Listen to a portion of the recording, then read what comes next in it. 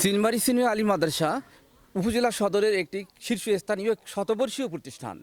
এই প্রতিষ্ঠান থেকে প্রতি বছর দেশ বরেণ্য বেশ কিছু আমরা শিক্ষার্থী জাতিকে উপহার দিয়ে থাকি, যে শিক্ষার্থীগুলো বাংলাদেশের বিভিন্ন বিশ্ববিদ্যালয়ে তাদের আসন গ্রহণ করে আমাদের চিলমারী প্রতিষ্ঠান সহ চিলমারী উপজেলার মানকে সমুন্নত রেখে চলে যাচ্ছে।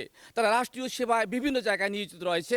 এটা আমাদের চিলমারী উপজেলা শহর সহ আমাদের চিলমারী মাদ্রাসার গর্ব, অহংকার, আমাদের ঐতিহ্য। তো আমাদের প্রতিষ্ঠান দিন দিন বেগবান হচ্ছে, ঐতিহ্য নিয়ে চলছে, তারা ঐতিহ্যকে সমুন্নত রেখে চলছে, এর সুস্পষ্ট প্রমাণ। এই তো কিছুদিন আগে একটি বৃত্তি ফলাফল প্রকাশ পেল। সেই ফলাফলে আমাদের 15 জন শিক্ষার্থী বৃত্তি পরীক্ষায় অংশগ্রহণ করে 9 জন শিক্ষার্থী বৃত্তি পেয়েছে, তার মধ্যে 5 জন ট্যালেন্ট পুলে উত্তীর্ণ হয়েছে। তবে আপনারা অবগত আছেন যে বৃত্তি পরীক্ষা একটি প্রতিযোগিতামূলক পরীক্ষা। সেখানে বিভিন্ন প্রতিষ্ঠান থেকে তুলনামূলক ভালো ভালো মেধাবী শিক্ষার্থীগুলো চলে আসে। মেধাবী শিক্ষার্থীদের একটি সমাবেশ ঘটে।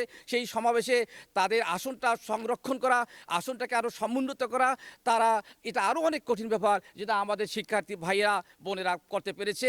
এটা প্রমাণ করে যে চিলমারী সিনিয়র আলিম মাদ্রাসা দিনের পর দিন তারা তাদের ঐতিহ্যকে সমুন্নত রেখে সামনের পানে এগিয়ে চলছে। এবং আমি মনে করি আমাদের আজকের দিনগুলিতে, আজকের সেশনগুলিতে আমাদের অধ্যক্ষ মহোদয়ের নেতৃত্বে, আমাদের সম্মানিত শিক্ষকবৃন্দের ঐকান্তিক প্রচেষ্টায় আমরা ইনশাল্লাহ আমাদের ফলকে অনেক উঁচুতে দেখাতে পাবো। একটা দিন চিলমারী সিনিয়র আলিম মাদ্রাসা দিগন্তে ভেসে উঠবে, গোটা দেশের মধ্যে একটি প্রতিষ্ঠান হিসেবে গড়ে উঠবে। এই সেই চিলমারী সিনিয়র আলিম মাদ্রাসা। এই প্রতিষ্ঠানে একজন শিক্ষক হয়ে আমি গর্বিত বোধ করি। আমি একজন জেনারেল শিক্ষিত মানুষ, তবে আমি মাদ্রাসার শিক্ষা দেয়াকে খুব দায়িত্ব জ্ঞান করে এই প্রতিষ্ঠানে থেকে গেছি।